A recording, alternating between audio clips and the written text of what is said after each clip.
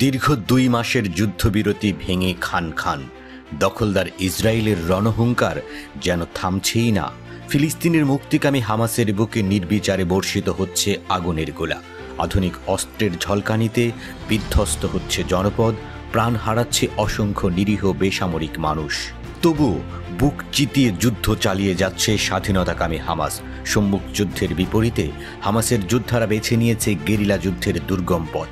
ধ্বংসস্তূপের আড়াল থেকে, ধূলিধূসরিত ভবনের ধ্বংসস্তূপ থেকে আচমকা বেরিয়ে এসে ইসরায়েলি সেনাদের উপর ঝাঁপিয়ে পড়ছে তারা, যেন সাক্ষাৎ মরণের দূত। হামাসের অপ্রত্যাশিত আক্রমণে দিশেহারা ইসরায়েলি বাহিনী চোখের পলকেই হামলা করে ফের ধোঁয়ার মতো মিলিয়ে যাচ্ছে হামাসের দুর্ধর্ষ যোদ্ধারা।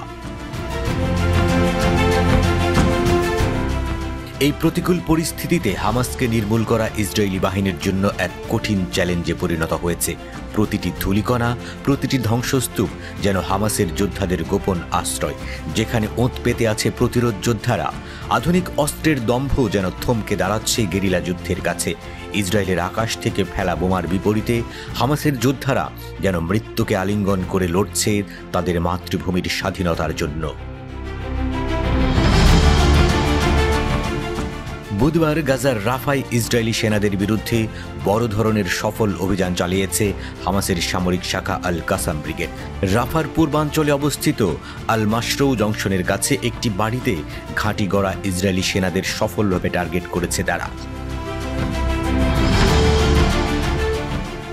আল কাসাম ব্রিগেড বলছে, ওই বাড়িতে 2টি শক্তিশালী টিবিজি রকেট নিক্ষেপ করে প্রতিরোধ যোদ্ধারা। এই হামলায় ইসরায়েলি বাহিনীর বেশ কয়েকজন সদস্য হতাহত হয়। এরপর সাহসিকতার সাথে ওই বাড়ির দিকে অগ্রসর হয় ফিলিস্তিনি যোদ্ধারা। খুব কাছ থেকে সরাসরি গুলিবর্ষণের মাধ্যমে অবশিষ্ট সেনাদের পুরোপুরি নিস্তেজ করে দেওয়া হয়। একই এলাকায় আরেকটি সফল অভিযানে ইসরায়েলি পদাতিক টহল দলকে সুকৌশলে পাতা বিস্ফোরণের ফাঁদে ফেলে আল কাসামের চৌকস যোদ্ধারা।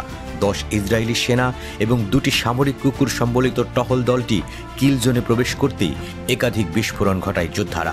এই হামলায় ইসরায়েলি সেনাদের মধ্যে ব্যাপক হতাহতের ঘটনা ঘটে। এত বড় হামলার পরই সেখানে ইসরায়েলি হেলিকপ্টার মোতায়েন করা হয়।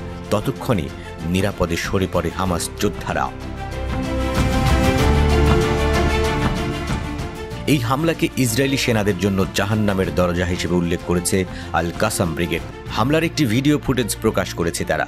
ভিডিওতে দেখা যায় পূর্ব রাফার একটি মসজিদের কাছে ইসরায়েলি সেনা এবং তাদের সামরিক যানের উপর ব্যাপক হামলা চালাচ্ছে হামাস যোদ্ধারা। শুধু রাফাহতেই নয়, দক্ষিণ গাজার খান ইউনিসেও ইসরায়েলি বাহিনীর উপর আঘাত হানে আল কাসাম যোদ্ধারা। শহরের পূর্বে আল ফোখারি এলাকায় আল আউদা সড়কে আগে থেকে পেতে রাখা শক্তিশালী মাইন বিস্ফোরণে একটি ইসরায়েলি সাঁজোয়া যানের বহরকে উড়িয়ে দেওয়া হয়। এই বিস্ফোরণে আইডিএফের বহু সদস্য হতাহত হন। হামলার পরপরই ওই এলাকায় বেশ কয়েকটি মর্টার শেল নিক্ষেপ করে পরিস্থিতি আরও উত্তপ্ত করে তোলে ফিলিস্তিনি যোদ্ধারা। এক বিবৃতিতে আল কাসাম ব্রিগেড আরও জানায়, একটি সম্পূর্ণভাবে ধ্বংসপ্রাপ্ত ইসরায়েলি সামরিক যানকে ওই এলাকা থেকে সরিয়ে নিতে দেখেছে তাদের যোদ্ধারা।